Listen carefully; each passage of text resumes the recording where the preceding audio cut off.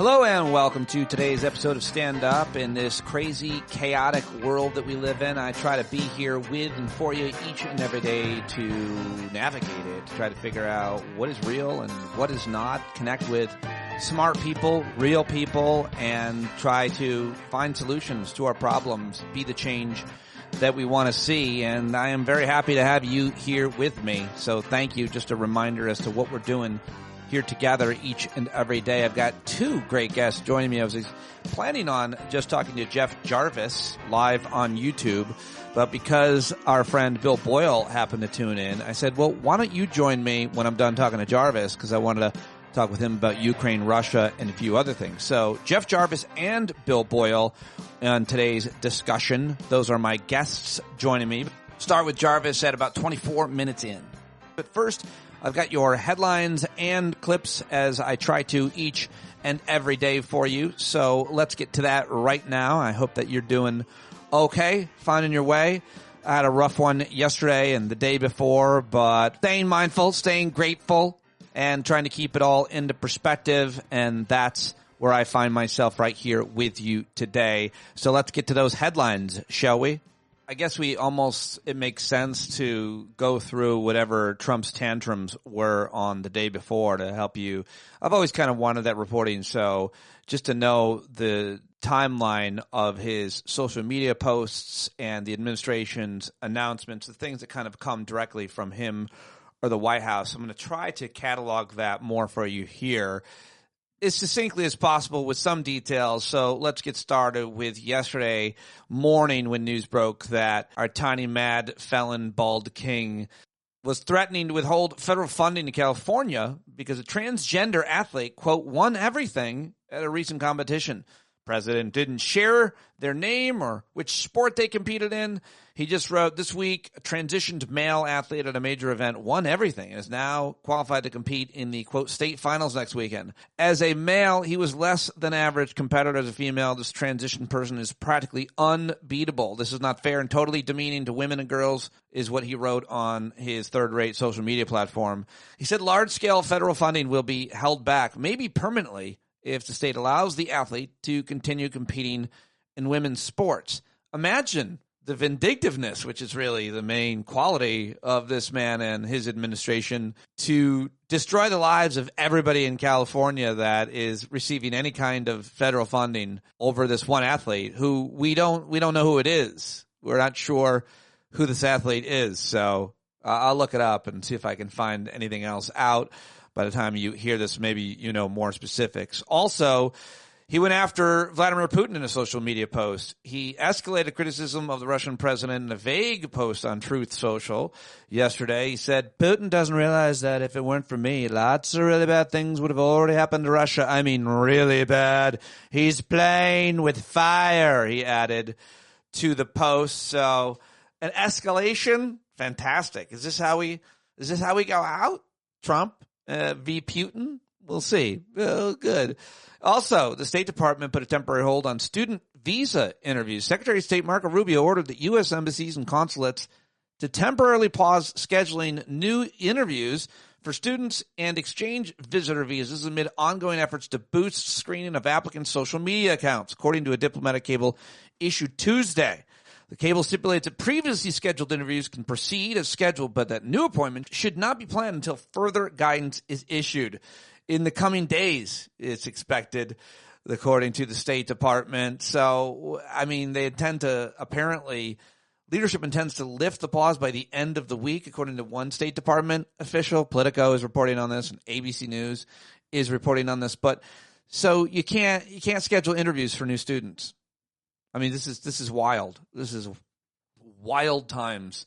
And universities have a hard time being honest with reporters. They have to talk off the record because if they're on the record with reporters report these things, then the administration is going to come after them harder. It's a delicate dance between these schools and universities. It's not so easy just to stand up. There is going to be a lot of struggle and adversity for these schools.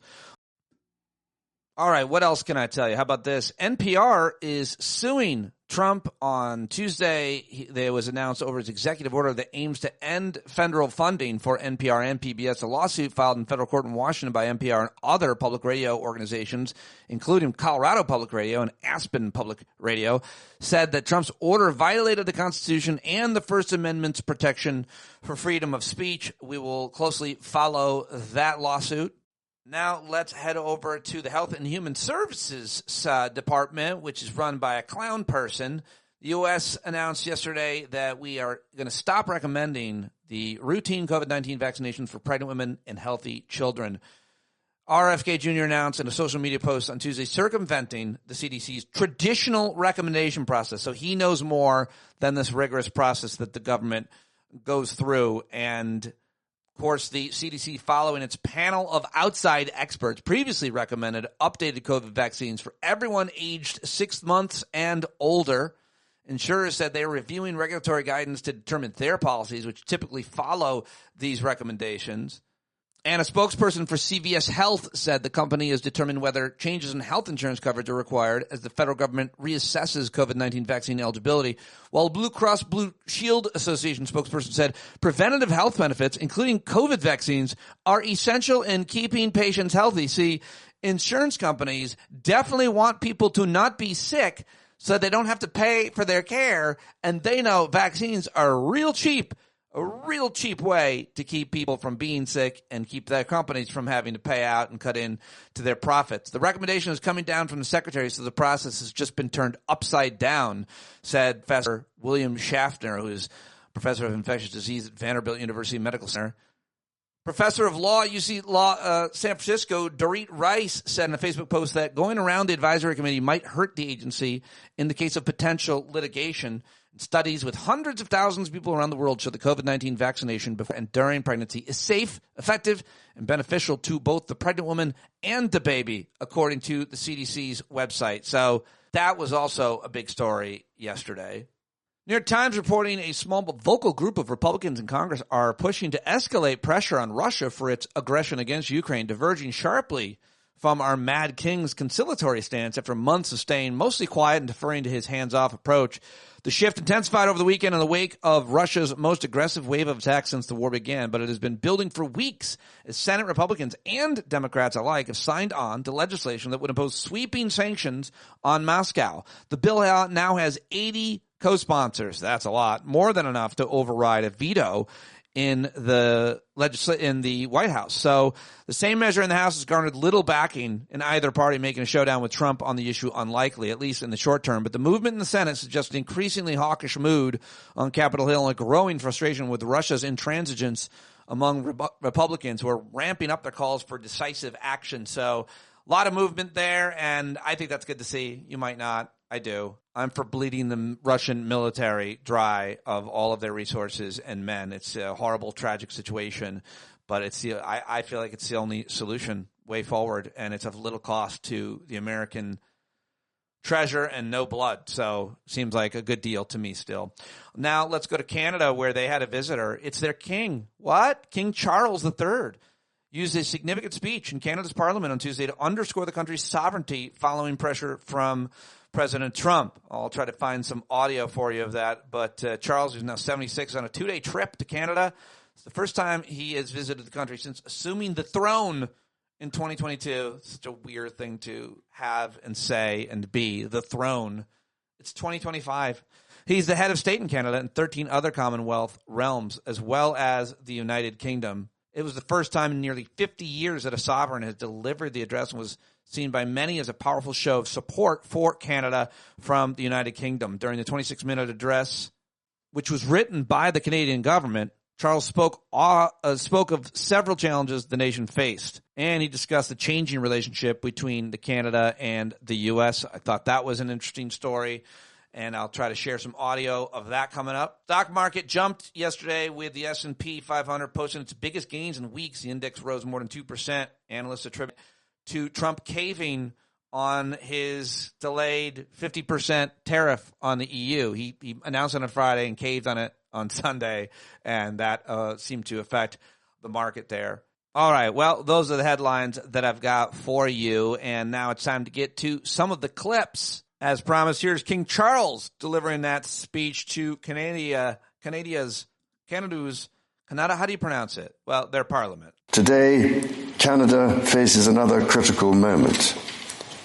Democracy, pluralism, the rule of law, self-determination, and freedom are values which Canadians hold dear, and ones which the government is determined to protect. The Prime Minister and the President of the United States, for example, have begun defining a new economic and security relationship between Canada and the United States, rooted in mutual respect and founded on common interests, to deliver transformational benefits for both sovereign nations. I don't know if it's rooted in mutual respect. He's being extremely diplomatic, I think it's fair to say. Let's try another clip, shall we? When my dear late mother addressed your predecessors 7 decades ago, she said that in that age and against the backdrop of international affairs, no nation could live unto itself. It is a source of great pride that in the following decades, Canada has continued to set an example to the world in her conduct and values as a force for good. As the anthem reminds us, the true North is indeed strong and free.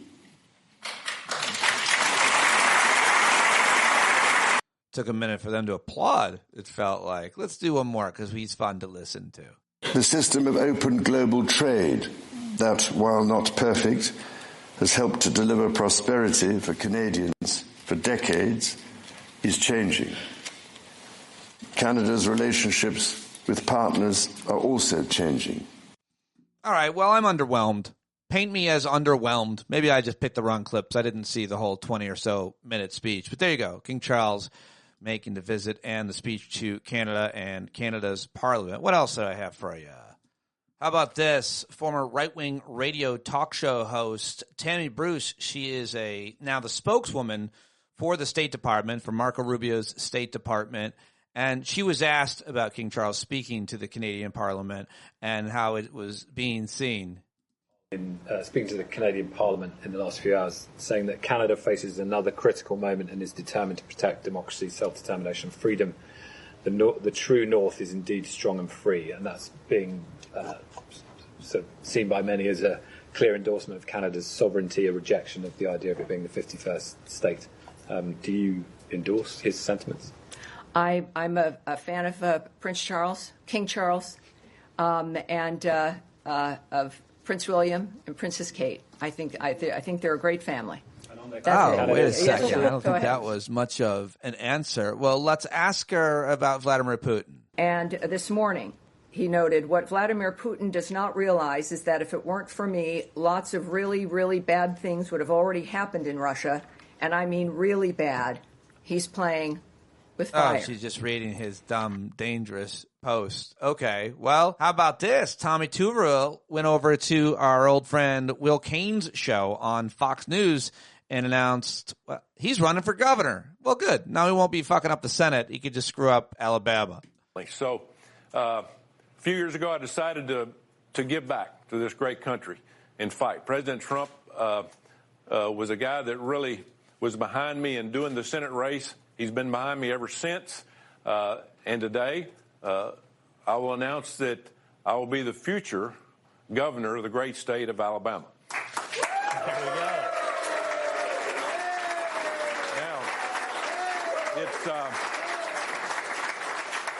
I've still got 18 months to go with President Trump to make America great again. We got a lot of work to do. Monday we'll go back and pass the big, beautiful bill for President Trump. But I'm doing this to help this country and the great state of Alabama. I'm a football coach. I'm a leader. I'm a builder. I'm a recruiter. And we're going to grow Alabama. We're going to bring manufacturing to the state. We're going to stop this illegal immigration. We're going to make education better again. Okay. Well, you're the worst in the country, so you got a long way to go, Tuberville. All right, how about this 2.5 minutes or so segment on MSNBC that had a good panel talking about the legality and the incentive or motivation that the Trump administration has to go after Harvard. MSNBC's Alex Witt talking to legal analyst Lisa Rubin and New York Times political analyst Jeremy Peters. To you first here, is the Trump administration within its right to ask federal agencies to do this even? Are there any legal protections in place that they can come up against them and say, point to that, implement that? Absolutely. I mean, let's start with the fact, Alex, that contracts are themselves legal documents that have terms. So you can't just go to agencies and say, it's the policy of this administration to terminate contracts with Harvard University across the board. You have to actually look at the language of each contract and see, are there grounds for termination of each and every individual contract? You might also be able to say to them, in the future, let's not contract with Harvard. But of course, that would bump up against its own anti-discrimination obligations under the First Amendment, because what Harvard has said is you are retaliating against us for exercising our First Amendment rights. And that's itself a constitutional violation. So I don't think the letter that NBC News has obtained from the General Services Administration is necessarily going to withstand court scrutiny, but let's see how this plays out in the details. So, Jeremy, that soundbite you heard, the thing that is trying to be stripped from Harvard, Alan Garber talks about its research funding, its initiatives, things that the government wants and needs. So put this all together. I mean, how does it make any sense? And does he have a point that can be played in court and challenge the Trump administration on this? Well, Alex, it's always been the case since the Trump administration started threatening the funding of these universities that they've been acting outside the bounds of the law and the First Amendment. There's the norms. And the norms. Yeah. Well, and if you want to take it even further, this notion that Trump has really pushed and believed in and espoused, which is that America is an exceptional country. Some of the most exceptional research, from the development of the atomic bomb to sequencing of the human genome, has come out of American research universities and funded by the federal government. But, to back up just a bit there, there's a process that the government has to go through if it wants to cancel federal funding to universities. It has to give them a certain amount of notice. It has to explain why. It's largely not done that in any of these cases. Furthermore, it's outside the bounds of the law to target specific actors because of simply who they are, what they're saying, what they've been doing. And in this case, it's very hard for the Trump administration to argue that it is not persecuting Harvard simply because it's Harvard. And we know this not just from what, the administration's many, many actions targeting their foreign students, targeting their research grants, targeting other types of contracts, targeting them over their DEI policies, their curriculum, saying that they want to audit the faculty and the incoming student body for their political and ideological bents. All this stuff they're targeting Harvard for a very specific reason, and that's because it is seen by many as the crown jewel of American higher education. But that doesn't necessarily mean that it's a good, sound legal argument that they'll be able to make in court to do this. Just because they can do it doesn't necessarily mean that's a good reason. All right, there you go. Some analysis on the legality and motivation for the Trump administration's attack on Harvard. I thought this is an interesting 1 minute or so from CNN talking to George Floyd's cousin, Dr. Sharita McGee, about how they are trying to keep George Floyd's family and story alive, how his family is trying to keep his story alive. George Floyd! The fear that he could potentially be forgotten is the fuel that keeps me going. 5 years later, the message is there is something that every person can do, and each of those individual efforts will have a powerful impact. If we work together, we can make that change. Black lives, we matter! I think there definitely have been some progress, albeit mostly at the community and county or state level. Things like barring the chokeholds and what have you. In terms of the federal level, I think that, things have stalled. Obviously, the George Floyd Policing Act did not get passed. I don't have control over what the Department of Justice decides to do, but I do have control over whether I decide to get up and go out into the community and mentor young people or speak at schools or get involved with city council meetings or what have you. Those are the things that I do that sort of balances it out for me. George had a family, a huge family of people who loved him and will continue to make sure people know that his life had value. he was the catalyst for this huge movement all over the world.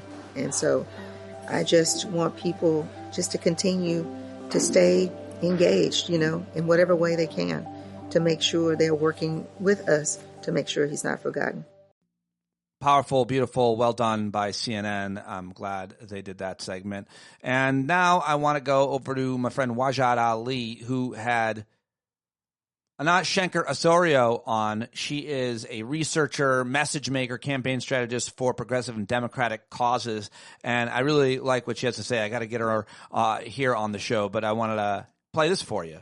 Wise says the real conflict in America that Democrats should message, the message to be the 99% versus the greed of the 1%. Here's what she had to say. That's right. That's it. 99% versus the 1%. That is the conflict. And unless and until you make clear that that is the conflict, which can only be done by making clear that we have absolute values that include ensuring that every single one of us, no matter what we look like, where we come from, what our accent or what our faith, can make it home safe to our families at the end of the day.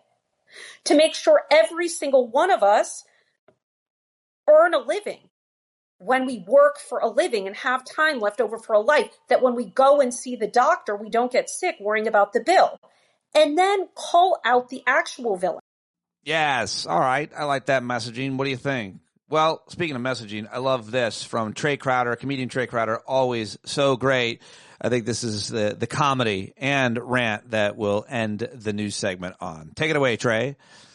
Hey, y'all. First off, sympathies for Joe Biden, who so soon after leaving office has been suddenly blindsided by something that at this point almost all of us have dealt with in some way. And I think Americans on both sides can agree that it's ruthless, it's uncaring, it's terrible, that anyone has to deal with it, But enough about CNN and Jake Tapper. Now, listen, seriously, Joe Biden's health has been in the news this week because firstly, he was sadly diagnosed with stage 4 cancer on Sunday. News which the American right greeted with their trademark empathy and grace, by which I mean they immediately started dunking on him and hollering into the ether about conspiracies. They're like, they knew, and they hid it from the American people. It's like, who did? Who knew? Dr. Jill and the deep state Jews, that's who. And it's like, that sounds like a pretty good swing revival band, but also that's a ridiculous thing to say. Okay, so they hid his cancer. Why? To what end?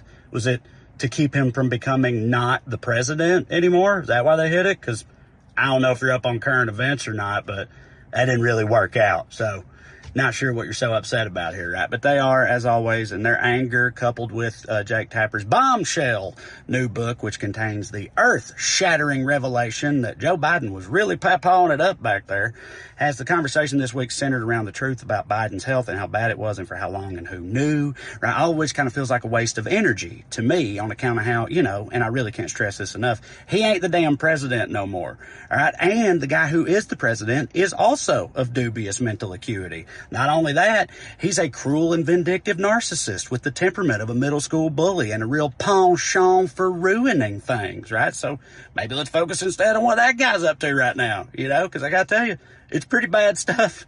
That guy right now, he's ignoring the Constitution. He's cratering the economy. He's committing so many crimes against humanity. And right now, as we speak, he's attempting to gut Medicaid, amongst many other bad ideas, with his one big, beautiful bill. But yeah, let's back burner all that to argue instead about exactly how long it took Joe Biden to finish an ice cream cone 3 years ago.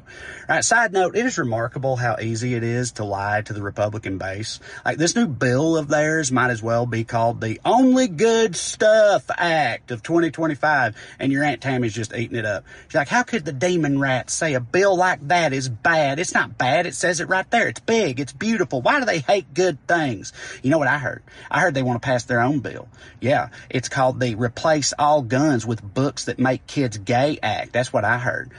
Jesus Christ. All right, at any rate, okay, so the previous president has cancer, and maybe his brain was worse off than even we knew, and that's all a shame. It is, but let's just wish him the best, leave him alone, and move on to the current president, who is a cancer and has perhaps the worst of all possible brains. Let's try to deal with him. What do you say?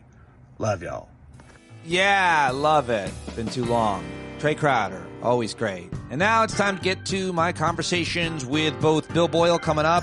But first, it's the great Jeff Jarvis, who is now at Stony Brook University in Long Island, New York. Before that, he was at the Craig Newmark School for Journalism, the Graduate School of Journalism in New York City. Of course, Jeff is author of several books, including recently The Gutenberg Parenthesis and The Web We Weave, as well as What Would Google Do and Geeks Bearing Gifts. So many books that Jarvis has written. He's the media's pundit.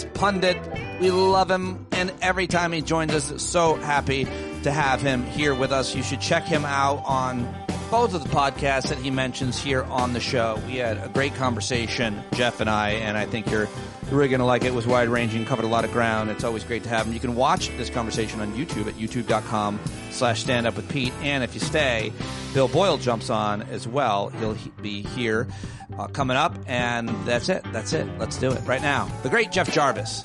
7. And Jarvis is back, and we are together here just after Memorial Day weekend wrapped up and the beginning of summer. Thank you, as always, for joining me. And how excited are you about this summer? Big plans, I'm guessing. No, I'm old. I'm too white. I can't go in the sun. Right. No, I stay inside. Do you have no traditions for Memorial Day weekend? Did you watch the auto race car driving? No, I'm not American. You're not? Did you? What did you do? I went to my parents' house. I drove up the 4 hours so I could watch the Syracuse University lacrosse men play in the Final Four with my dad's 80. He said, "Why don't you come up and watch the game with me?" And I said, "Okay." Cool. Did you play lacrosse? My whole life. Oh, I didn't know that. I say my whole life, all the way through high school and a year of college in lacrosse. I was on the lacrosse team. Oh. Yeah. Wow. That's a private school boys game, isn't it? Not in central New York. You're absolutely right. Around the country, historically, has been. Central New York was where the Iroquois and other Native American tribes invented it. So we would play against the neighboring school. Many of them lived on the reservation and went to that public school, and then we would play against them, and we would be scared of them. Because they were good. They were good, and we were a bit, I guess, racist. To be afraid of Native Americans is to be racist. Now, were there also prep schools in that mix? Not where we was. All public school league where I played. I didn't. Should be fair, I sat the bench. Humility. I was a tiny little fella, Jeff. So did you not play sports growing up? I was too much body for one brain to handle. Did they have sports when you were little? They did. We threw rocks and did fascinating things like that. People, you can make fun of me now. My only letter was for being the track team's manager. Oh, that led you to a career in journalism. Yeah, just being the loser, the outsider, the dork. What was your height? What is your height? 6'4". Man, and you didn't take advantage of that. So I moved a lot, and we'd hit the new high school, and the coach would see me, the basketball coach, and I'd say, "That's not what it appears." You would see at each new school, you would have a picture of the basketball coach, so as when he would approach you, you just put your hand up and like, I'm not in. I'm not. Sorry. No, my only sport was getting medicals to get out of phys ed. Oh, Jarvis. I love it. Good. You've got a lot of to this day, it's why my fear of coaches and their ridicule had an impact on me. Oh, go ahead. What happened when you were little? Yeah, and I was always the clumsy one. I was always the last one picked for the team. Yeah. We're going to get a lot of tears now. Yeah. And as a result, I hated sports. I dreaded sports. And while others I try now to watch some more sports, but I hated them. Does that feed your feelings and your aversions to traditional masculinity? It's why I'm liberal. Oh, it's it made you more liberal yes. to be. Yeah, because I'm feminized. Yeah. I want to talk with you about gender a lot. I don't think we'll have time today because there's a bunch of issues I wanted to get to and get through here with you first. And let's just dispense with the idea that Rahm Emanuel might be a serious candidate to run for president, or that we're talking really about names. But this is the way it works, and I think it's important in the public interest for you, in this case, to criticize the speculation that's being done. It starts with an article or an op-ed, and then the cable talkers start discussing it. It's a trial balloon. What do you think is happening, and why should we care at all? I'm heartened by the reaction to my posting that on the socials. Everyone is saying, no, Rahm Emanuel, go away. Go to some island with Fetterman and Newsom now, who's also ruined himself, I think. Just leave us alone. I think we do have a crisis in terms of finding leadership, as we've talked about before, and great candidates who are going to excite us, but it ain't Rahm Emanuel. And people forget, by the way, the brotherhood there, that Rahm Emanuel's one brother is Ari Emanuel, the legendary power agent. And his other brother is Dr. Zeke Emanuel, who I'm pissed off at this week because he was, as soon as Joe Biden's diagnosis of prostate cancer, and I'm a brother of prostate cancer, came out, Zeke was presuming how long he'd had it, and there was a wall. Pete, what's the most frightening thing to me these days? I find myself agreeing with things in the Wall Street Journal. This scares me to death. That's okay, because sometimes they're making some good points that I think it's fair to mention those, and I'm glad that you do give credit to it. But I saw that segment, the whole segment. I happened to be watching. I rarely do, maybe once a week. And it was the day after the news broke of President Biden's cancer diagnosis, and Zeke Emanuel, Rahm's brother, there's three very well-known, quote, successful brothers, and he was speculating on how long they must have known. They must have known, or they had really bad doctors. And you know what? The president doesn't have bad doctors. He has the best doctors. And so they must have known, and that was the general consensus. Well, and the irony here is that he was lambasting them. At the same time, what the Wall Street Journal column said was that Zeke Emanuel is one of those who says, oh, we shouldn't be testing, we're over-testing, we shouldn't be finding out, which from a statistical viewpoint might make some sense, but from an individual viewpoint makes no sense. I'm glad I got tested for prostate cancer. I'm glad I got it out down the spot. But the point is that the statisticians say that we should stop testing after age 70. Biden evidently wasn't tested after age 70. There is a view that by testing after a certain age, when most men end up getting prostate cancer, it leads to over-treatment, yada. But Emanuel should not have been diagnosing and commenting on Biden without knowing the facts. So I'm pissed at him. Fair enough. I was wondering about that, and I was surprised it didn't get more traction, the conversation about his cancer diagnosis. And corresponding, obviously, was just the week before, I guess, Jake Tapper and Alex Thompson released their book about Joe Biden and his, I don't know, what everybody knows what you're talking about. So let's get back to Rahm Emanuel and your thoughts on him being floated by, who wrote the op-ed? I forget. I don't have it handy. I'll find it while you tell me. Wall Street Journal, Zeke Emanuel. The Tyranny of Experts. So I hated that headline. Alicia Finley, who is just a columnist at the Wall Street Journal, and it goes off, and she's blaming liberals. It goes off the way the Journal always will, but it's arguing that this notion that we should stop testing is deference to experts who say they know better. Now, I think that's a weird framing, and it's an anti-intellectual framing, and I don't like that. Instead it's deference to, I think, against statisticians who say that the cost of treating older people ain't worth it. I'd like to think now that I'm older, I'm worth it, and the effort isn't worth it. But in any case, Biden's prostate cancer and the Tyranny of Experts, the Wall Street Journal by Alicia Finley. All right, let me go down to Rahm Emanuel. Right, back to Rahm. So Rahm is floated. Somebody writes an op-ed about him, is the one I think I was referring to. That, yeah, here it is. Rahm Emanuel teasing a White House bid, says Democratic brand is weak. Again, the Wall Street Journal. Pelosi thinks Rahm Emanuel will run for president. Rahm Emanuel seems to be testing a 2028 run. And finally, Mediaite. Rahm Emanuel tells Wall Street Journal Democrats must move to the center to win. This is what drives me nuts. So you have Democrats who are out there like Rahm Emanuel. He calls the party brand toxic, weak, and woke. So now weak and woke is the phrase of the morning. Heilemann was saying it this morning on Morning Joe. It's going to spread around. Democrats are weak and woke. All that does is buy into the Trumpist framework and the Trumpist rhetoric. And it makes it's why I've always been mad at us liberals for having given up the word liberal, because that got cooties and we instead had to be progressive. No, let's embrace the fact that we're liberal, and let's embrace being woke. Damn it. Woke's okay. Even if it was a concept stolen from black culture, let's still embrace it. And I think this idea that we have to be that self-critical is not going to get us votes. we're going to have to get excited about positive vision for America and not the same old players. And then when Pelosi is the one who's excited about you, what does that say? I've admired her in the past, but another story that's out right now is how many Democrats are dying because they're so damn old. And Biden is old. I admire and greatly respect Biden, but he's old. And we've lost another old member of Congress in Connolly.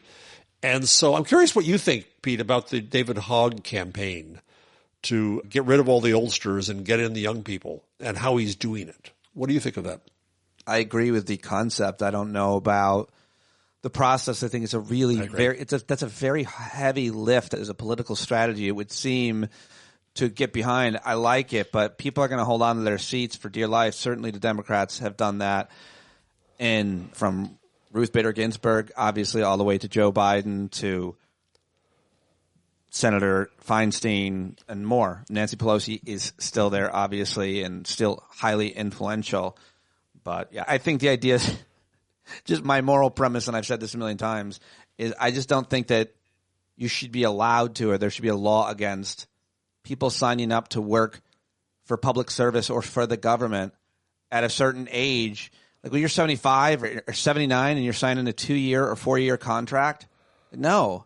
Do any other job. Go do anything in the private sector you want in the entire world. Go be a content creator.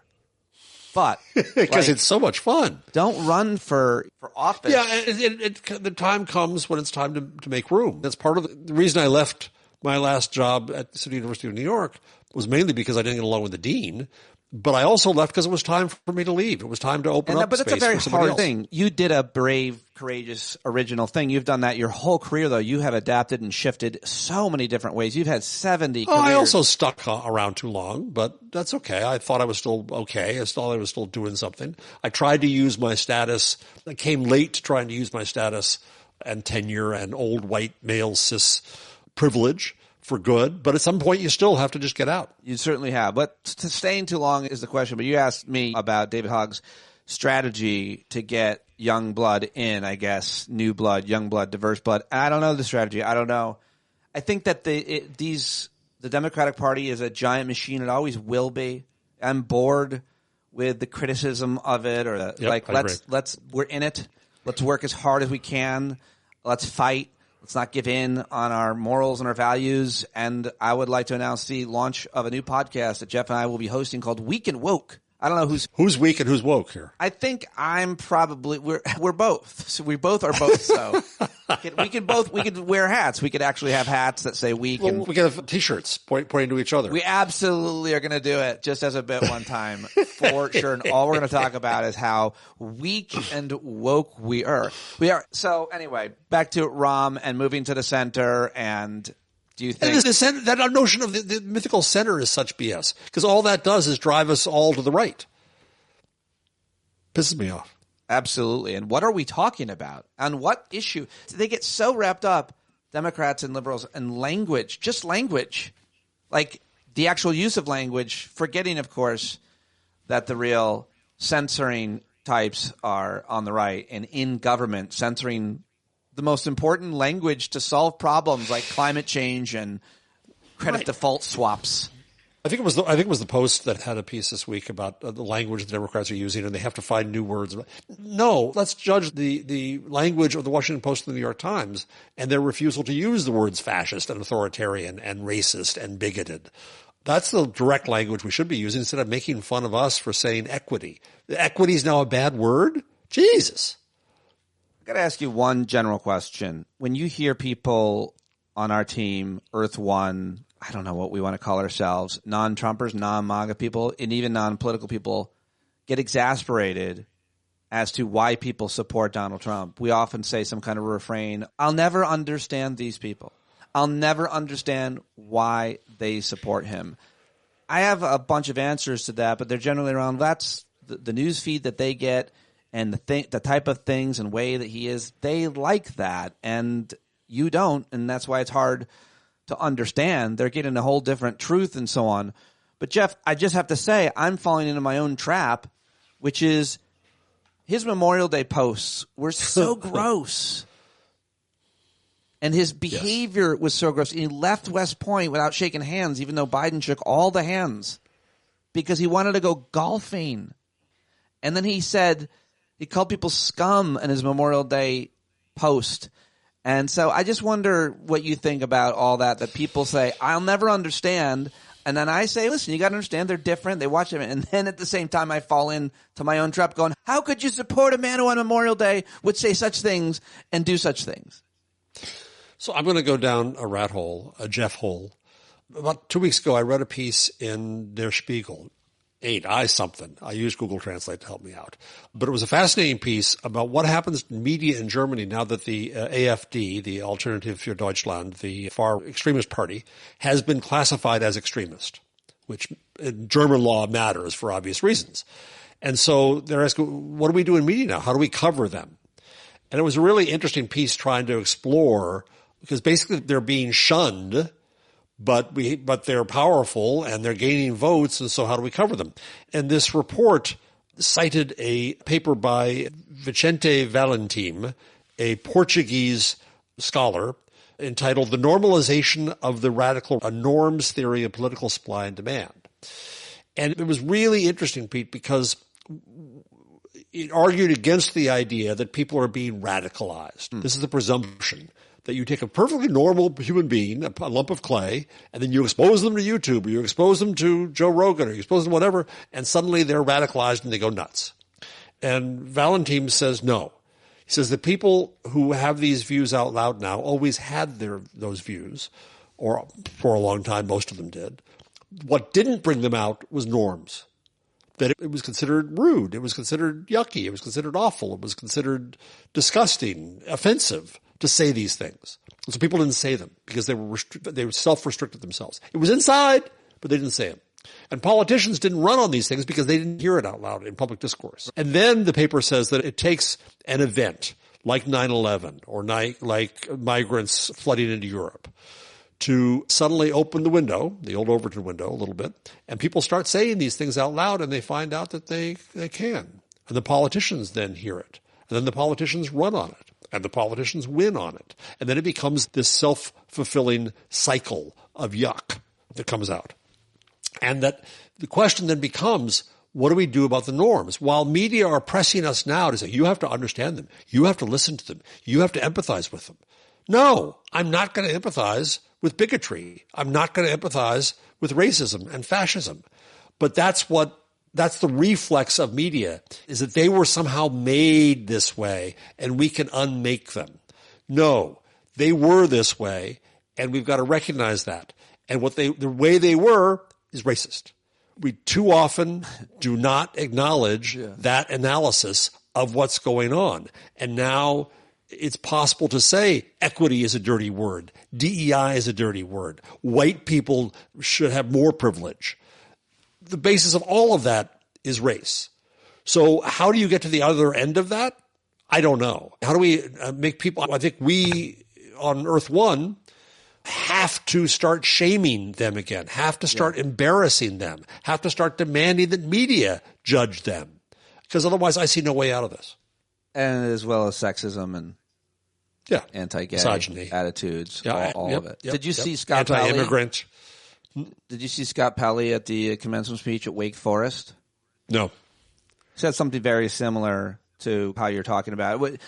Just not normalizing the bigotry and hatred, which is now, as you say, been allowed to come right out in the open. And it's all over. Yeah. It's the real woke mind virus that Elon Musk. Let me ask you about him. Seems like he disappeared. There's been a lot of writing about that he didn't have such a good experience and he's got to go focus on his companies, which are floundering. Have you paid any attention to reporting on him and his current role? He was there that last week with the South African president, maybe only because it's so important to him because it's his homeland, and his issue. I think he got an L on his forehead because of Michigan. He spent a fortune. Was it Michigan or was it, what state was it? Losing the judgeship in Wisconsin. Wisconsin, thank you. I knew it wasn't Michigan. Yeah, I was confused. So flyover. Sorry. I'm from flyover country. Don't take insult. Wisconsin, I think that he lost there. He lost a lot of money. He lost the election. I think he showed himself to not be worth their attention. So I think that he has political cooties about him now. A. B, his companies are suffering. Not that him returning to it is going to fix it because his brand is so toxic. BYD is now outselling Tesla in Europe, the Chinese car company. He's a failure in all kinds of ways. I'm glad the world can finally recognize he's a rich failure, which just shows how stupid markets can be. But I don't think he's gone. I think his vile opinions will still course their way through the public discourse. Conversation about manufacturing in America, if you have it with anybody with just a little bit of sense of things, you have to ask manufacturing, what kind of jobs are those? How do they pay? Where would those factories or places be? And Trump has waded in with his ideas. He basically said, I don't think we should be like necessarily doing socks and shirts and things like that. That's not for us. But the idea being that we produce products that take higher skills. They're better paying jobs. They're safe jobs, but they make a lot of money, good money, companies. And then the thing that's not being said or asked is, how can you invest in future manufacturing and technology production if you're not invested in renewable energy and all of the technologies that have risen up that are making billions around the world for capitalists to fight climate change? You're not going to invest in that. You're going to disinvest in that. What factories then are we building between pencil socks and shirts and batteries and microchips, Jeff? My analysis of this is becoming a little bit different, that I think it's part of the anti-intellectualism of Trump and the right. The anti-intellectualist theory, because strain. We don't want to invest in high-end thought. We don't want to invest in education. We want to invest in plain old blue-collar jobs. Witness, as just one small symptom, in his horrible attack on Harvard this week, he said, we should take away all the money from Harvard and give it to vocational schools. So the view is that the future of America is a regression to a pre-internet, pre-digital dark ages, where the lemmings, the sheeple in the Republican Party, are manually putting together phones. And there's not a lot of future in that. I just saw one of the comments in the live chat, which I try not to pay attention to. And it's my friend Aaron says, the big money is in sex robots for incels. Had to read it. By the way, just back on one second. In the discussion this morning about Rahm Emanuel and John Halliman, who usually amuses me, I think he's a smart guy, but they were also parroting this idea that the people we have to pay attention to are young men. That we have to, it's part of that idea that we have to pay homage to the obnoxious people and try to convince them not to be obnoxious. When in fact, it's the women, as you often say and you're so good at, who are our best hope of saving us from all this crap and all the testosterone that is ruining society. And the Democratic Party should be playing strongly to women, especially black women and black men, and not to incel white men. Screw them. They're a lost cause. I don't think you have to choose. I think that we do have to talk to men and young men directly and in a way that resonates with them and gives them something to care about, much less vote for. And see a role and a place for them. But if you skew everything but back I don't think you do, Emmanuel, but you don't. To try to please them, you're losing your mission. I certainly believe that. And I think that we can unpack it a lot more. But let me ask you about AI too. Because is there like a starter pack? Is there a series of books or articles that you suggest, given your judgment, understanding of the technology and where it's at? Because I'm having more and more conversations everywhere about it, and some of my smartest friends are really worried, specifically, most imminently, in its effect on the economy. And that the economy could, as we see it, the current economy, the way it is, it could collapse. It could really fragment given AI and the jobs that it's going to take and how that interacts. Do you have a strong opinion on that question about AI's effect imminently on our economy within the next 5 to 10 years? I do. And by the way, I should plug them, I guess. I'm on 2 AI podcasts now because everybody's got to have an AI podcast. One called AI Inside and one called Intelligent Machines. And so we talk about this a lot. I'm fascinated by AI. I think that it can do a lot of things. I'm working on a new degree program at Stony Brook on technology, AI, and society.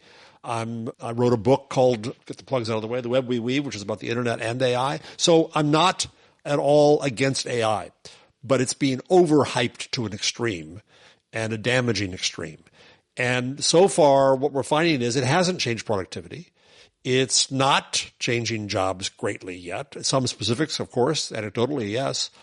But I think that it's being overblown in its potential and in its effect so far. That's not to say that there can't be more effect, but we've got to tear down the hype here. I just finished a wonderful book called More Everything Forever by Adam Becker, which is very good at puncturing the hype of this.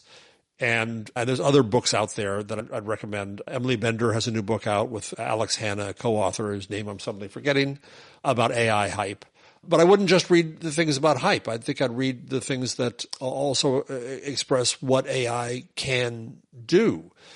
But it's overblown. The problem, Pete, is that the language around AI has been co-opted by the boys. So I think we've talked about this a little bit in prior weeks, where the doomsters, the people who believe that AI is going to destroy the world, is so powerful, and they are so powerful to have made it, that it can take over everything. That's egotistical BS. Same with the idea of artificial general intelligence.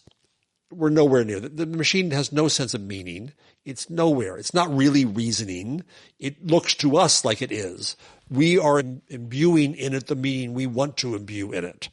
I would strongly recommend folks, if they're interested in this, look up Google TESCREAL, which is an acronym for the faux philosophies that guide these wackadoodles who have too much money and too much power.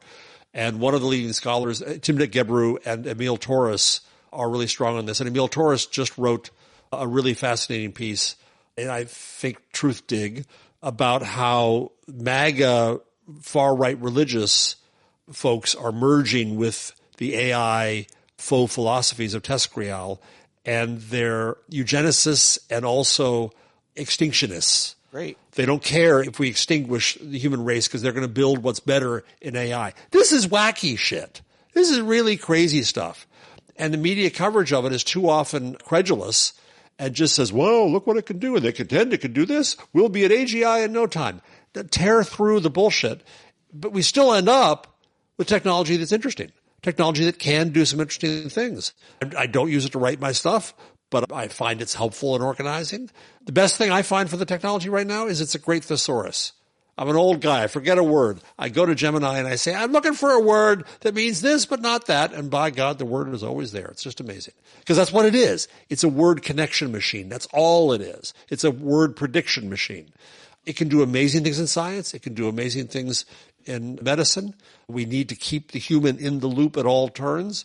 I'm not against AI. I'm for AI. I'm for its development, but I'm against the boys of AI who scare me much more than the machine. It would seem that there is – I wish I could argue with you, by the way. I got to have – do you guys argue on those two podcasts? Oh, yeah. I've seen you – Yeah. I've seen you guys disagree. Yeah, we do. Yeah. On Intelligent Machines, Leo Laporte, who's really good at playing devil's advocate, at provoking discussion. So he plays the accelerationist. He plays the AI is great. Paris Martineau, the co-host, and I like AI, but we hold back, and we make fun of that. So you don't really... And then on the other one, AI Inside, Jason Howell and I go through the news in AI, and it raises all kinds of fascinating questions, like what is creativity, and what is intelligence, and what does it mean to be human? I'm really interested by those things, not because the AI is all that different, but because it puts a different reflection upon us. Just to be clear, you don't think there's going to be a major disruption in the job market and thus our economy in the very near future?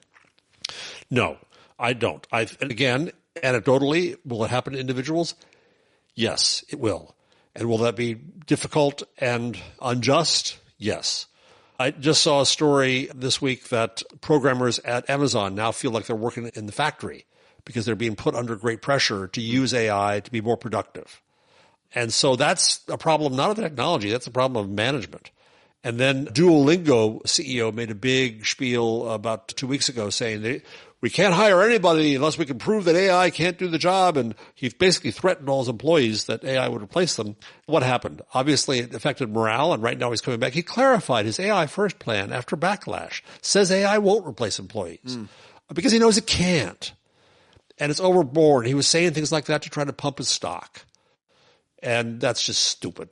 All right. I'm glad to hear you say that. And I am going to definitely look into all the authors and dig deeper on this issue because I think it's really important for people to get as many views as they can, specifically as it relates to their careers. And I'm thinking a lot about my daughters. If you have kids, whether they're young kids or my daughters are 17 and 20, my oldest is in her second year of school, college. My youngest is a junior high school. And it's like, all right, they're going to head into college. What do you think they're going to end up doing? If you had to ask them today, which it'll change, what would they end up wanting to do? Well, my older daughter's pretty focused on a career in the world of film, specifically entertainment. She likes directing, writing, editing. She doesn't love editing, acting, and all of that. And right now she's also a part-time personal trainer. So she's doing well. She's doing really well. My younger daughter has all kinds of different ideas. She hasn't really settled on anything. But my question is about the importance of a college degree given the rapid change of technology. It just seems like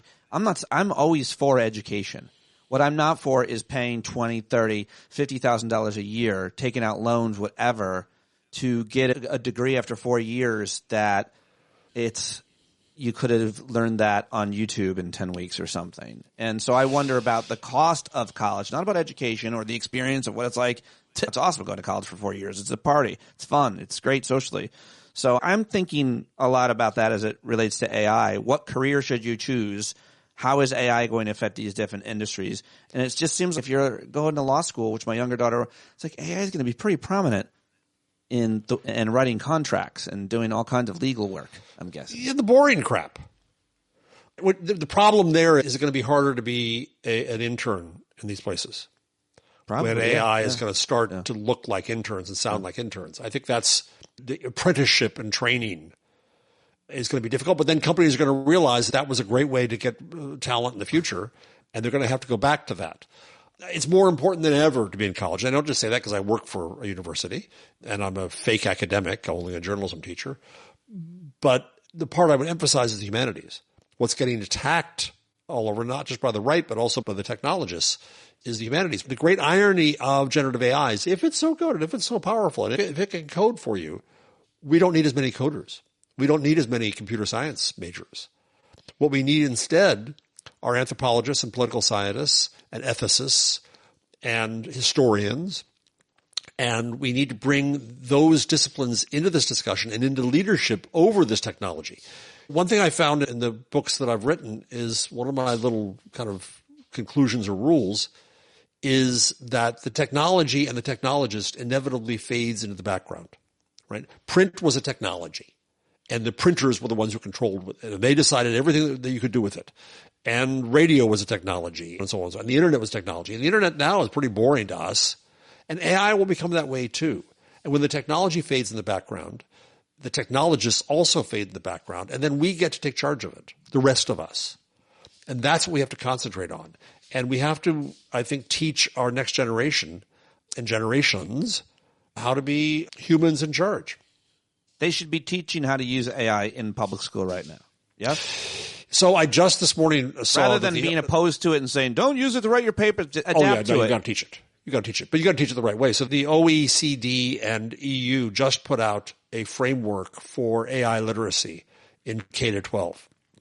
And I sent it to my university colleagues, not because it was necessarily that relevant to coming up with graduate degrees on the topic, but because it starts to create a language for what it means to consider this. And let me find it real quickly here. So the framework, sorry for dead airtime, man. But hey, nobody cares about dead airtime anymore. I feel like when you're, especially when you're watching live on YouTube, but also, speaking of dead airtime, I was just ranting at our hangout last night about how Mark Levin and classic traditional right-wing radio guys like Rush Limbaugh take the longest pauses, then just repeat the sentence they just said with a little bit different emphasis. So here's the AI framework. Thanks for the vamping there. I know.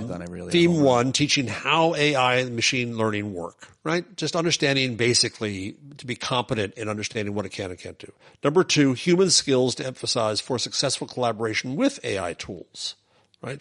I wrote a syllabus for a course at Stony Brook this fall on AI and creativity. The point of that course is not to create all kinds of stuff, but to learn about human creativity and human voice, how it teaches you about yourself. Theme 3, AI's effects on individual society and environment, responsibility, what we're doing to ourselves. And then it has a bunch of frameworks and stuff, but it's the 4 domains of AI literacy: engaging with the AI, creating with AI, managing AI, designing AI. This is all pretty sensible stuff. And it's meant for curricula, but then it gets you into other areas, right? So it gets you into ethics. What's the fairness, responsibility, benefits and risk, design thinking, coming up with ideas and creativity, media literacy, understanding authority, digital literacy, civility. I want to take that's a really robust, comprehensive curriculum, and you're saying that's a sample for what should be offered K through 12. Yeah, but I think this language, this framework, this logic to it, I think informs college and even graduate school. So I'm on a committee to create a new degree in technology, AI, and society at Stony Brook, and it's intended not for computer scientists, but for everybody else who want to be competent in AI. So you need to define what AI literacy and competence is. What does it mean to know how it can operate, what it can do, what it can't do? So you don't get bamboozled by the doomsters and the boys. I get bamboozled. That's the first step. I get bamboozled by AI all the time. I saw a great white shark was just flopping around on the beach, and there's a whole bunch of people watching it. And I go, that's crazy, man. And then I looked at it for a little while longer. I go, oh, that's not real. That's not a real thing. But it's so Ethan Mollick, who wrote a good book called Co-Intelligence, which is kind of positive about AI, how to use it. So he just this morning put up video from Veo 3, which is Google's latest video application. And if you look, it's on Twitter in the last 16 hours. He put up a bunch of videos which he says are made by AI, fully made by AI. And he's a professor, so I believe him. But boy, it's convincing. So for your daughter, this has real impact. Now, we're going to see moral panic about this. We won't know what reality is anymore. We said the same thing with the Kodak camera. We said the same thing with print. Get over yourselves. We're not that unique. But the tools are getting pretty effing impressive. On the one hand, that could eliminate jobs. It can be problems. On the other hand, it allows anyone to express themselves using these tools in ways that we were not capable of doing before. What new creativity can this bring out? I think that's exciting. You're too positive about it. But I'm still a critic in a lot of ways. I'm not an accelerationist. I think that the boys in charge of AI are all a little wacky, and we've got to expose them for their wackiness. Is this it? I'm sharing it on the screen. Did it come up? Yeah, but he has one. That's May 24. No, it's later. Ethan Mollick, in case you want to look it up. M-O. If you go to his Twitter feed, and it's like the third one down. Anyway, for people who are mostly listening to it. That's true. Let me just finally ask you about one more question. And I appreciate all the insights on AI and all the sources, and I'm going to go back and listen to it and copy all that down. I'd love to hear from people watching and listening their thoughts, whether they agree or disagree, or most likely, more than likely, have a question for the great Jeff Jarvis. And you should also listen to those 2 podcasts. Or an argument, or a challenge. Or any of it. Or if you would like to spank him in your home. Yeah. No. What is your going rate now? $20,000, I think. You shared on social media a podcast by Prospect Magazine, which is good. It's called Media Confidential. Mm-hmm. And they have a recent episode titled Trump v. the New York Times. And I'm really looking forward to both listening to this and discovering this podcast. But it's important to ask you and to discuss the Trump effect on both, obviously, higher education. We've seen everything that's happened with the threats to Harvard, but specifically different corporate news outlets, and specifically this is talking about the New York Times, I take it, but it could – what are they saying about the Times? What's your view on this? And so that's a podcast with Alan Rusbridger, former editor of The Guardian, and Lionel Barber, former editor of the Financial Times. So heavyweights. And they have on Joe Kahn, who's the executive editor of the New York Times. Oh, wow. And so it's, 3 major heavyweights of journalism. But it's predictably frustrating to me because Rusberger asked Kahn a nuanced question. Basically, and I wish I had the wording exactly because it was better than I will do it, but he was basically asking, when will the Times recognize the abnormality and nascent fascism of Trump?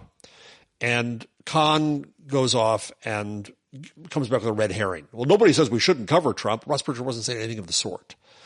And then he was also asked whether the Trumpists are a cult and whether they're authoritarian, and he wouldn't use either word. He wouldn't agree to either word. For God's sakes, if that's where we are in the coverage here, that's a dishonesty and a failure of journalism. If you can't start by labeling authoritarianism and fascism, then you can't explain it. Then you can't report on it. Then you can't inform the audience about what's actually going on because you're too scared to.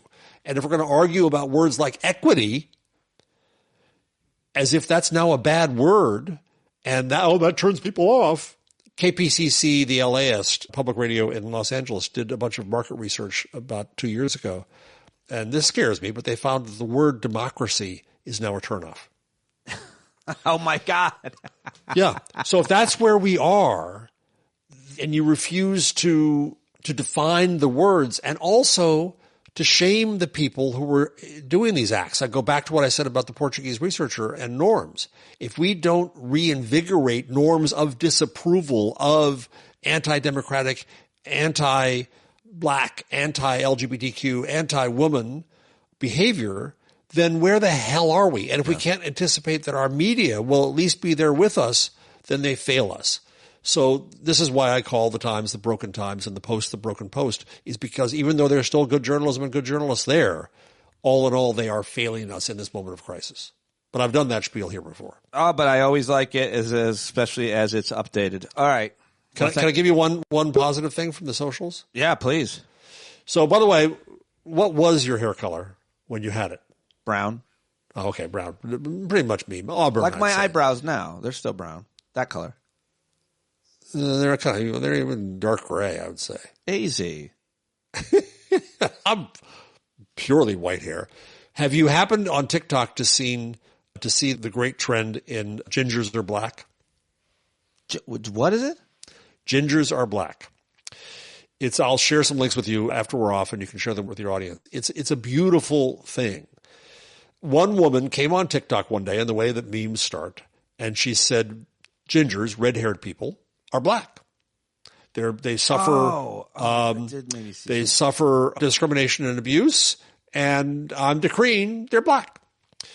And what followed was a beautiful combination of black people and red-haired people talking. And what was so great about it, number one, was it was black people saying, we get to decide who's black. You don't label us, we'll decide who's black. And then you had gingers, red-haired people, say, we're honored. And it was just a magnificent little use of social media in a collaborative, building way that I found heartwarming. Gingers are black trend on TikTok opens up a conversation on race. Oh, I'm going to go check this out. That's really neat. It's a really new viral TikTok trend is sparking emotional conversations and unlikely solidarity between black users and those with the red hair. Where is that run? Where did that run? Because I haven't seen it in mainstream media at all. Oh, no. This is at BET. Yeah. Okay. Yeah. BET's covering it. Yeah. And obviously it's treading on delicate turf whenever you get to race, but it's a wonderful thing. And it's filled with humor. I'll bet. Oh, yeah, I'm sure. So it's not pronounced ginger anymore because an ER is a deprecating word that you could control and not use. It's ginger. There's a wonderful video of a black guy and a red-haired friend putting a do-rag on his head and going down the street together. But it's also serious things of people with red hair saying, by no means have I faced anything that any black person has ever faced, but I've had problems in life too about people because of the color of my hair say these horrible things. Well, that's why I'm starting today. I'm starting bald whites are black. No, it doesn't work. You don't think I should? Nope, you don't think that'll go well? And it's not up to you to say it. Lesson 1.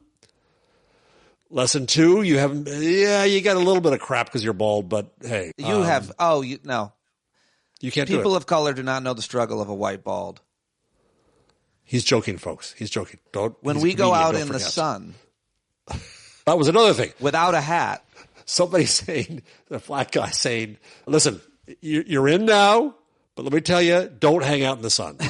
You can't do that. Good. You're going to be a lobster. I love that. The other great part is you're in now, but don't try to bring a dish to the cookout.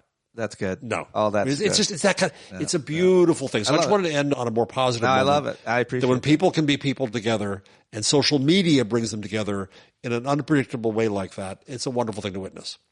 Very well done. Thank you so much for joining me, sir. I really appreciate it. As always, a pleasure. Click leave studio because I just invited my friend. He's going to jump in and talk Russia-Ukraine, unless you want to stay and talk Russia-Ukraine with us. I got to go. Okay. Thank you so much, Jeff. That was awesome. Bye. Yep. There he goes, Jeff Jarvis. I hope it didn't take him long. I don't know. He didn't tell me. Bill Boyle, everybody, now joining me. Look at that. Bonus guest.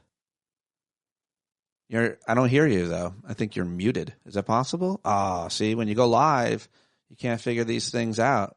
I still don't hear him. Here he comes. Anyway, I was thinking that I wanted to talk with Bill about Russia-Ukraine. I feel like it's such a important inflection point right now.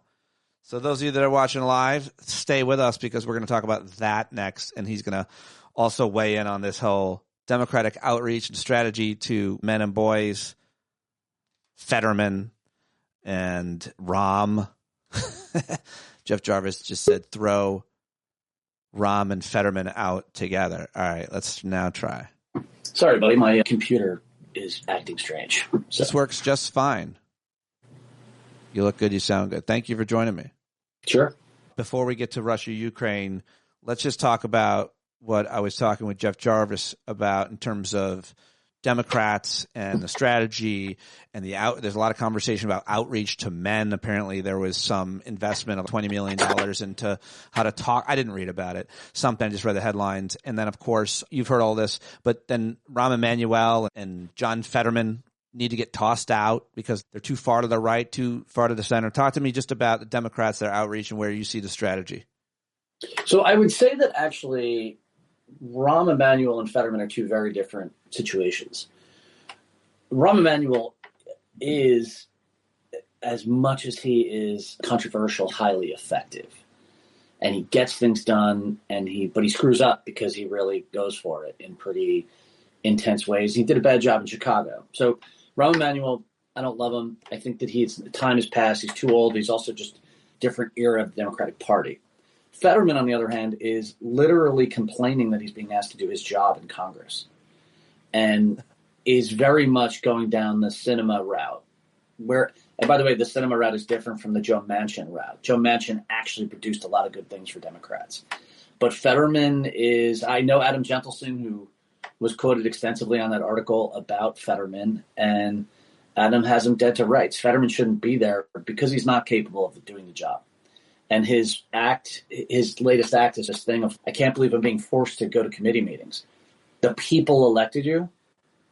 You have an obligation. This is a sacred trust that you're given as a senator. And so that's where I think those two sit. They're different stories. Now, as far as where the Democratic Party is going, every single political party does this when they lose badly.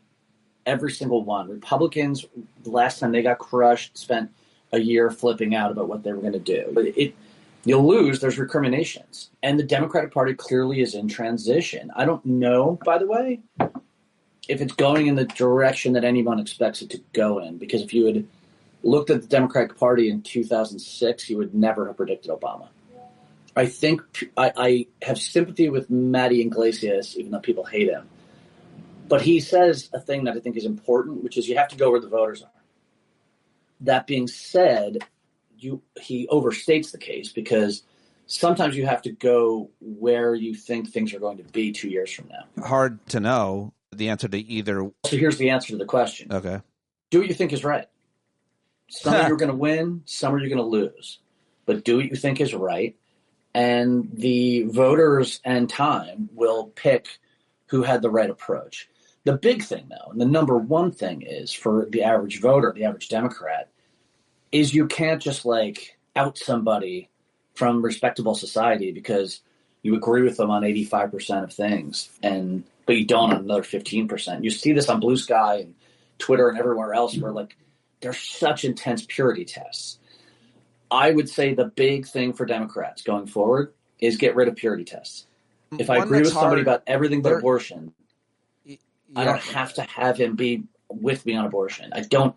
If I agree with somebody 100% on everything but Elon Musk, who you know how much I abhor, I'm going to vote for the guy if I agree with him. I think the one that currently divides a lot of people, the purity test, is on Gaza. And so there are some Democrats that are very pro-Israel, obviously, and yet they might be extremely progressive in almost every domestic policy issue. And I think that's one that really divides people, and the purity test there is hard. You mentioned abortion first, obviously, but I feel like Israel's the one. And I'll give you a good example. I am a supporter of Israel who absolutely abhors what Israel is doing in Gaza. And actually, as a supporter of Israel, I think what they're doing in Gaza you couldn't have picked a worse thing for the future of the Israeli state. Yeah, than to do what they're doing. That's a politician can't say that if he has no room for nuance with his Israeli supporting constituents. You're not going to turn. I think you can. I think that you should, if that's what you believe right now, because the future public opinion is not exogenous to what's happening out in the world, right? Like things in Gaza and in Israel are going to change. Just as the Iraq War, it looked in 2006 like you could not oppose the Iraq War and be in politics. And 2 years later, it was disastrous to have been supportive of it. So I think you have to go with, and by the way, I think honesty is really a big deal. I think being authentic to what you actually believe in the end works better. And I think that's where Democrats have to be. I think all of this sort of ideological point shaving that everybody's doing is really stupid. I think you don't know what's going to really work, even in 2026. And I think so you should stick with and push what you really believe. Because that's the thing about Trump, by the way, that a lot of voters like, who are in the middle, wishy-washy swing voters, late-breaking voters, they like authenticity clearly. And however toxic Trump is, he feels authentic to them. Yeah, I don't know. I wonder how the question around authenticity is interpreted amongst Democratic voters or progressives or liberals. I think it's a different kind of idea. The way, I mean, his authenticity is to be just a flagrant asshole, sexist, racist prick, and a Democrat's authenticity could be a wide range of different things, from Jamie Raskin to Jasmine Crockett. So to Bernie. Bernie. But I will tell you, it's a commonplace to meet someone who likes Trump but also likes Bernie.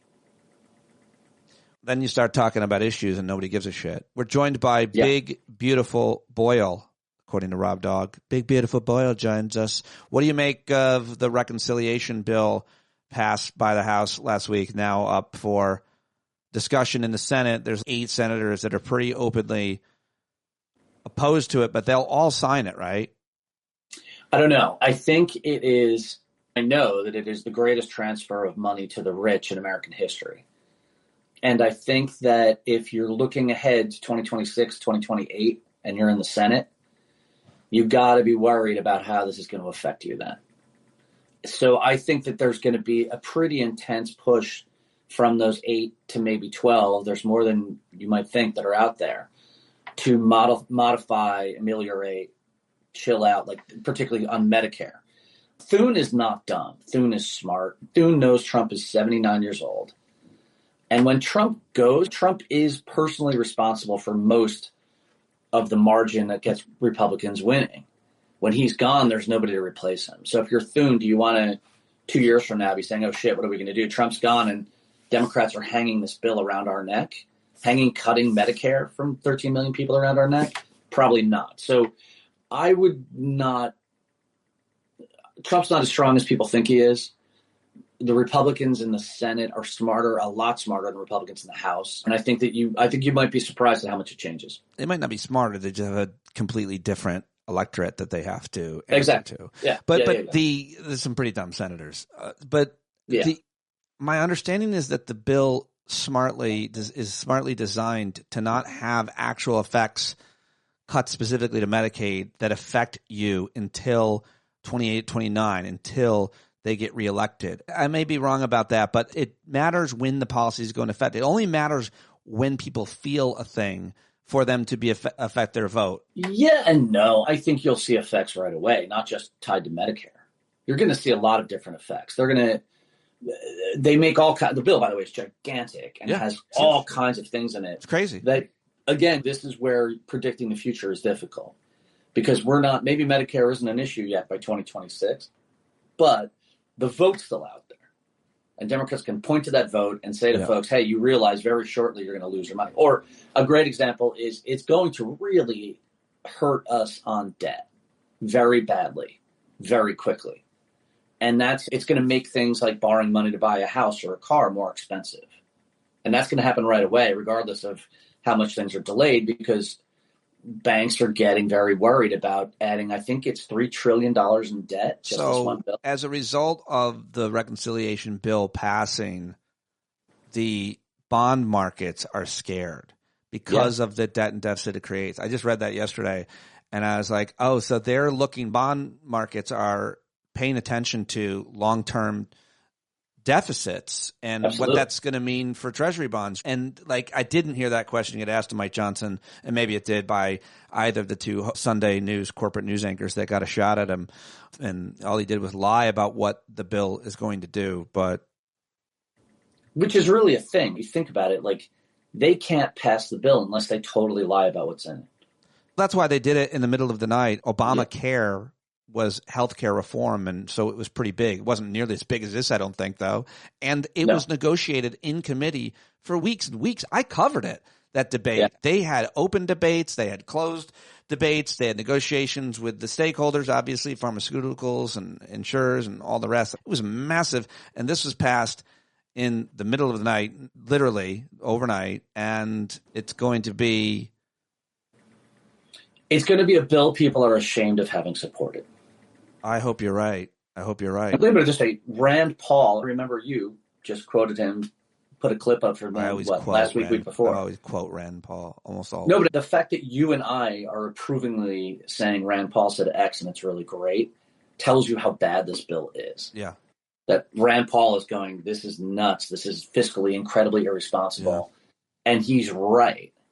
Tells you how bad it is. Hey, before I get to Ukraine, Russia, I got one more question for you. I just saw this article today I thought was pretty interesting about CNN.com has this article about how the next couple of weeks are really going to determine some things around the economy because a whole bunch of different pieces of data will be coming up.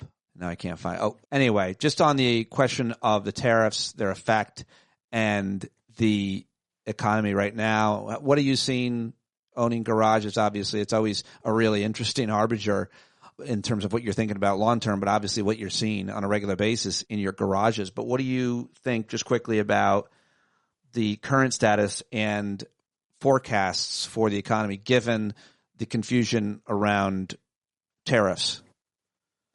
So basically what we're seeing both in retail parking, like people coming out to dinner, that sort of thing, and what we're seeing in commercial real estate, everyone's holding on to their money. So you're seeing dips in like weekend slower business. People are, and again, we're in mostly DC, but we're also in other markets outside of DC where we're seeing the same thing, where people are keep holding on to their money. So what's going on in effect is there's a ton of uncertainty. Trump was going to hit Europe with 50%. Then he dropped it. Now he's talking about some other tariffs. You never know what you're going to get. The amount of uncertainty is higher than it's been since, probably 1929. And all that uncertainty means people don't spend their money. I don't hire. People in related businesses don't build factories. You just wait. You hold on to your money. And, of course, that nails the economy in terms of growth. It hurts hiring. It hurts innovation. It hurts everything. Because Congress won't take back their power on tariffs from the president. They're allowing him to do all these insane, quote unquote, emergency tariffs. And then that's a killer. That's an absolute killer. The number one asset of the American economy is its predictability, its safety. Yeah. It's immunity heretofore from just someone interfering and screwing things up. And we've apparently decided to allow that now.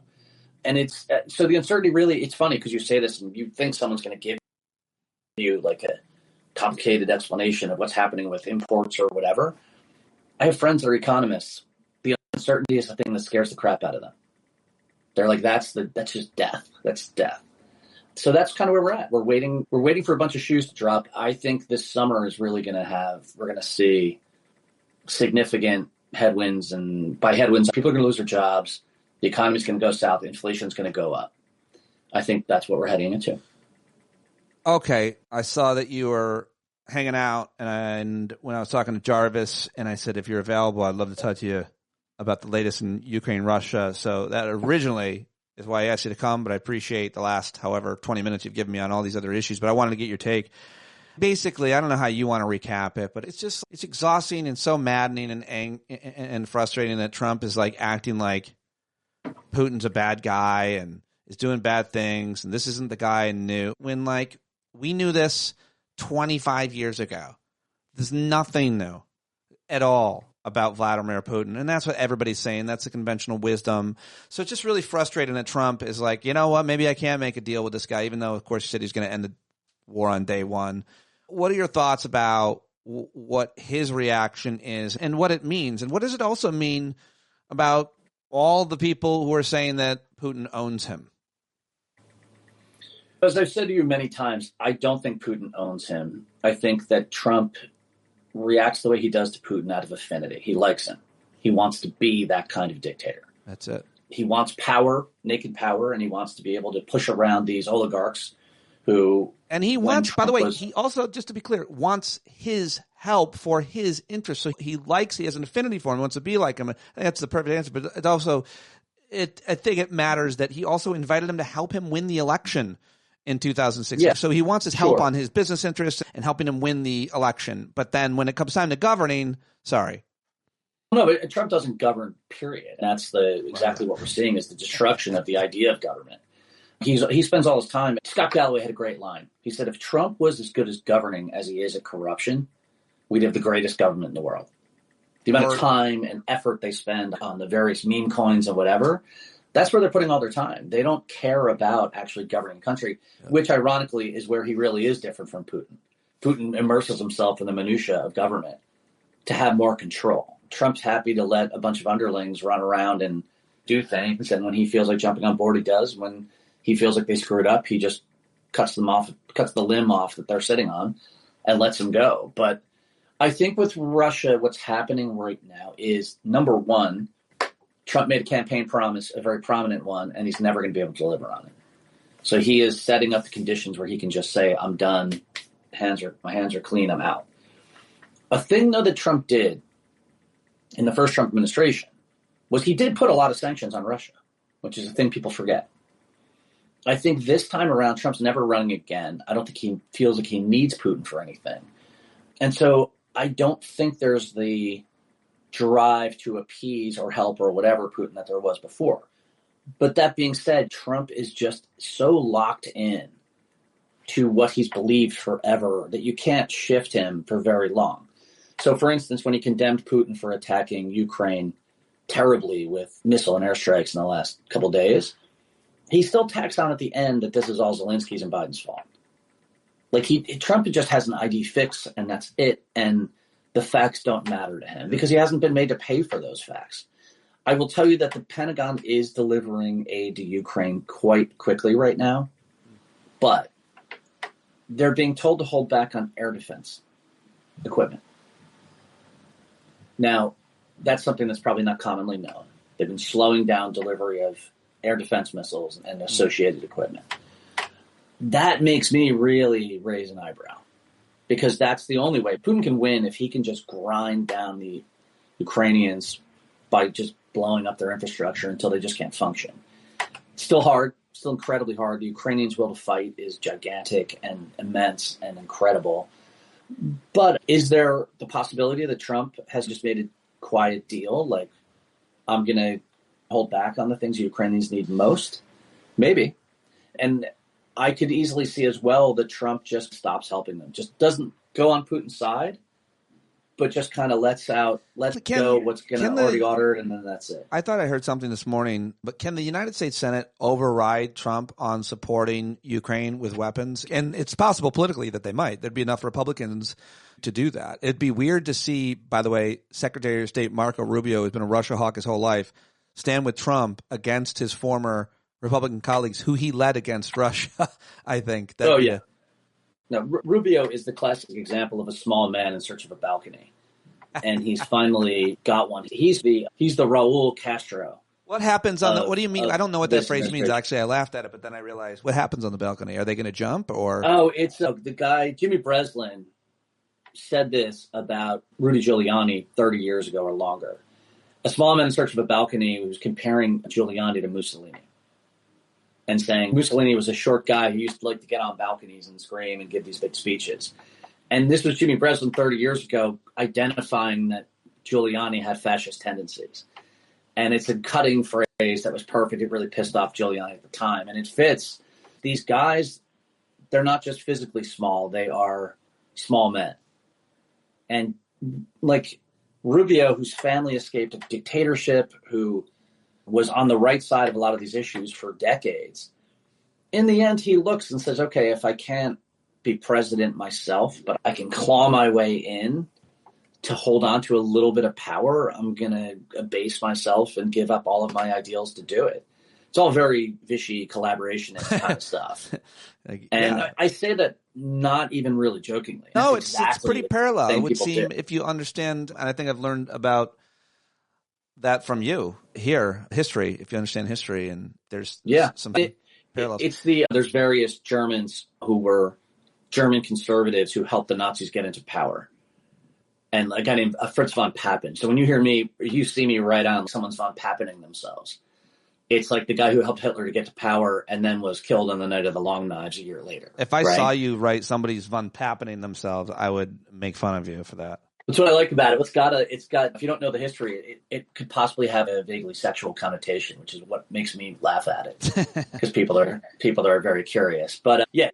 And by the way, I'll tell you that Ukraine is just demolishing the Russian military. But the Russians in the last month have finally started producing missiles and drones equal to their usage each month. And that's bad. They're now able to start building up a stockpile of missiles and drones. And that's really bad. At the same time, it's still just a brutal grind for them, and they're losing just gigantic amounts of men and material every month. And you two punch drunk writers, and we'll see who is still standing when somebody falls. So that's your current state of things? Yeah, I think the Ukrainians have incredible will, and they are incredibly innovative in how they're fighting this. They've reinvented warfare in the last 3 years with drones and everything else. Tanks are now obsolete. All kinds of systems are obsolete because of what the Ukrainians have done and that the Russians have learned from. The Ukrainians hit a Russian fuel train 50 miles behind the lines that was trailing a fiber optic cable, so it was unjammable. And they managed to send a fiber optic cable attached to a drone 50 miles behind the lines and destroy it. It's a very important fuel train. I read about that. I'm glad you brought that up. That's one of the craziest. A 50-mile long cable. Yeah. Tiny and that's little maybe fiber optic. 3 or 4 hairs thin. And because the signal is going down the cable, it's not really jammable. But how is that scalable? Oh, there are hundreds of thousands of them operating right now. That's the future. People talk about AI drones. That's really fine, whatever. But right now, you have effectively unjammable drones attached to fiber optic cables that are going dozens of miles into Russian territory. You're saying that tactic, and man, if it wasn't so horrible, it would be fascinating, and I guess it still is, to watch the technology, wartime technology, adapt in this war by these two countries and their proxy supporters.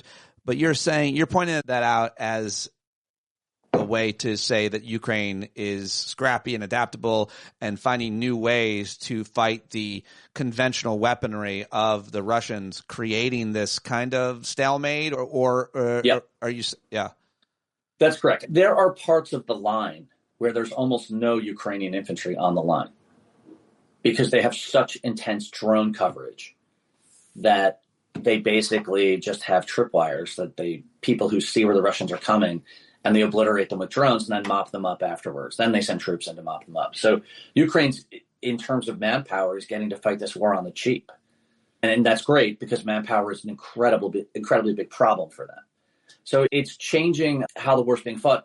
Interestingly, if you're a gigantic nerd like me, the way the Ukrainians are fighting this war is the way that we intended on fighting a war in Europe if nukes are being thrown around. Spread everybody out as much as you possibly can. You never concentrate your troops. And if you concentrate, you die, obviously. And because of drones, that's what's happened in this war. If you concentrate, you're dead. And so the Russians are sending guys over the line on mopeds and motorcycles to just get them to wherever they're going as fast as possible, because protection doesn't really matter that much anymore. A tank is just a magnet for drones and can't do the job that it's assigned to do. So all the military doctrine of the Cold War and World War II is pretty much out the window. The traditional way in modern warfare to kill a tank is from the air, and it's if you don't have an air force or a bunch of fighter jets, then tanks are going to be pretty effective until you develop a tiny little unmanned drone that can drop a warhead of some sort directly on top of a tank. And there's nothing the tank can do to stop that drone, it would seem, much less small arms or almost anything else. These drones are terrifyingly trying effective. To shoot a drone that's got an RPG warhead on it that's coming at you going 40 miles an hour through the trees, right? Yeah, it's just – and the problem is that a tank can only get so heavy. So you can add reactive armor to the roof and to the size and everything else, but in the end, you end up with this box that – the bigger thing too, by the way, Pete, it's not just the drones that can do a drone strike. It's that the drones can see everything. The battlefield becomes transparent. And regular old artillery is deadly also. If you know where every Russian is on the battlefield, a 150 millimeter shell is great also. You don't need necessarily even a drone. You don't need a drone with a bomb on it at that point. So it's transparent battlefields with incredibly flexible munition delivery.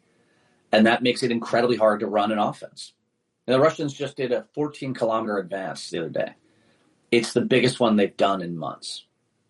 Like they're just eating away, but eroding a little bit at a time, Ukrainian territory, but for unbelievable casualties. I think their casualties altogether right now are over 1 million. It's unbelievable. I just can't fathom that when the outrage in America over the 2,000 or more than 2,000 lost in Iraq, and I think total 4,000 in Iraq and 2,000 in Afghanistan or something, the total number, over 20 years, people were outraged. And then you think about the after effects, like if you pay attention to the veterans community, and they were obviously on stage over the weekend, and people's a lot of thoughts were with people who are suffering from any kind of injury, certainly a moral injury or a PTSD of some sort. And if you think about just those Americans, those Russians and Ukrainians are no different in terms of how wars affect them the rest of their lives. So it's one thing to say the number of dead, which is unfathomable, but the number that are going to be broken for the rest of the time. And one understanding I have is that I heard an analysis, I don't think I was talking to you, that Putin needs to keep the war going because all these guys that are fighting, if they come back, there's not jobs, and he's on a war economy. Like a lot of the economy is being upheld by supporting the war. Is that analysis accurate? Sure. Look at it this way. Just think of the social and economic implications of the fact that 1 million men, which comes out to about 6% of all military-age males in Russia, are either dead or physically completely broken. I can't even imagine. I can't. I just can't. So 1 in every 18 guys is done, either totally dead or lost a leg and is PTSD and whatever. So that doesn't seem like a ton. That's a gigantic number. It's a gigantic number. And this regime has clearly shown that it's got a glass jaw and almost overthrew it without even meaning to. And that should tell you, like, the Russian security services just stepped aside and let Prigozhin go towards Moscow. And the guys who ran those security services all kept their jobs, which is the big tell, which is that Putin's, shit, I can't fire these guys. They'll kill me. So it's totally a house of cards. It's just a question of if someone can just knock a crucial jack of diamonds out of it and let the whole thing fall down. And I'm not sure Ukraine can. I would love it if they do. We'll see. Certainly does seem to make strategic sense to make a minor investment in supporting them fighting this war, which clearly Europe has done, and the rest of the world is fully in. Yeah, so I will tell you that I was talking to a buddy who's an expert on this stuff. He was rather inebriated, so take this with a grain of salt. But he was saying that he thinks the Europeans are not going to end up doing enough. I tend to disagree. I think they can, but this is a diplomat. Guys like him are never satisfied. I don't know who you're talking about. I said guys like him are never satisfied. I don't know who you're talking about. No, he has been dealing with European governments for 30 years. Oh, so, that guy. That he's used to a scenario where they never, ever fulfill what they say. That's his bias. Yeah. But if the Europeans really do show up, they can invest enough for the Ukrainians to win.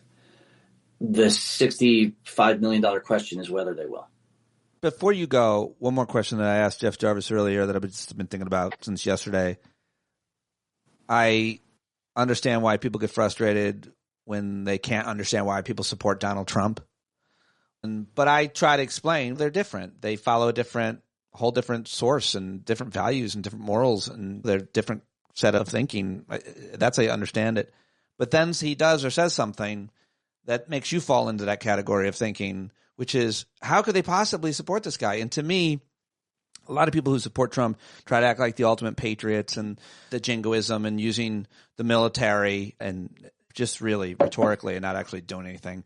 And to see what he did at West Point and then what he did yesterday at Arlington and then his posts saying Happy Memorial Day to all the scum and leaving West Point and not shaking hands. Now, going back to my criticism, hey, maybe MAGAs don't know that he left without shaking hands and went and golfed. Maybe they don't know. But if they do know, or if they did read those posts, it's so gross in terms of his treatment of those at West Point or those we've lost on Memorial Day that you would think that some people are like, that is way out of line. Somebody somewhere, certainly not in his cabinet. So I just wanted to ask you if you had any thoughts about that kind of behavior when it comes to Memorial Day and West Point and dealing with active duty, much less veterans community. So I think those people are cooked. That they're in their silo. They see the same. They're listening to Fox. They're in an epistemic closure. They're in a bubble. Right. And they just don't and by the way, it's not just Fox. When you read the New York Times and how they describe Trump, they don't say this was a rambling, insane, and disrespectful diatribe again, about America and West Point. They say Trump really made some ultra remarks.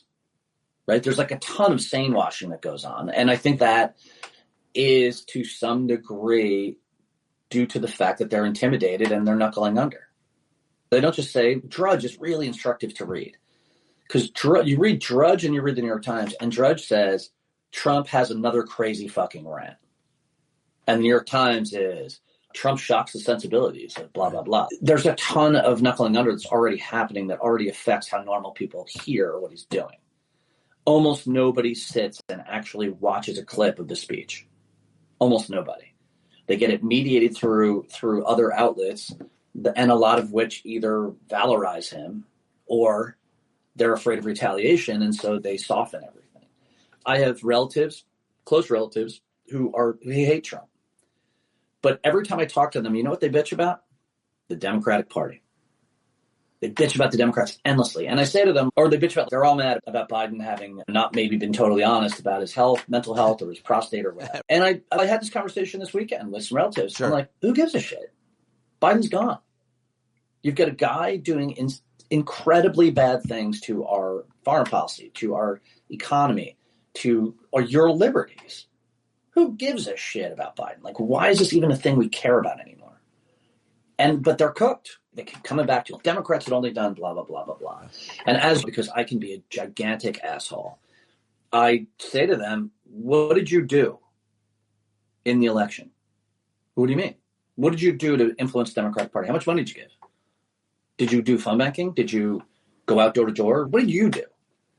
And of course, that is considered to be like totally unfair. I was busy. I was this. I was that. You didn't contribute, then but fuck they want to complain about Democrats. Oh, they just complain. And this is people get to vicariously be involved in what's happening, but they don't actually have to put any skin or money or effort into the game.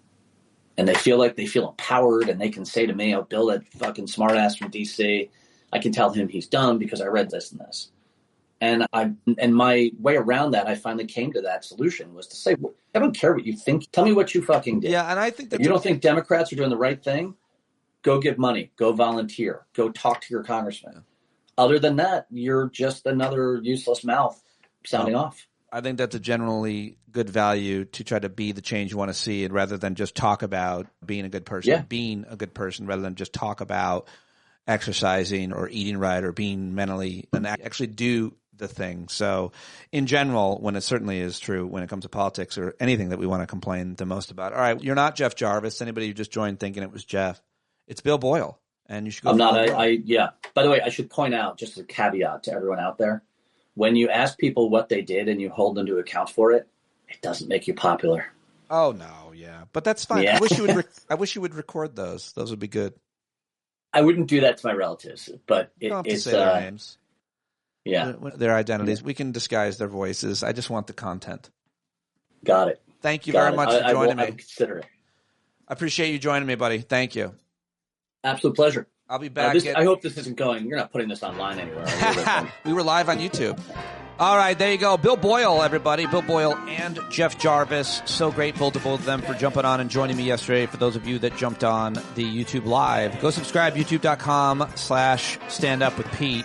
And if you ring the bell, you select it, it will let you know when I'm going live, because as of now, it's not the same schedule or same time every day. But also got to talk to Christian Finnegan yesterday, and I'll share that with you tomorrow. But you can watch it right now on YouTube if you want. That's it. That's all I've got for you. And thank you very much for joining me, for staying all the way to the end, you bumblebees. I hope you appreciated it. I sure do appreciate you, especially you, John Carroll, for singing this song to us every day. Go buy his new album, johncarroll.org, right now.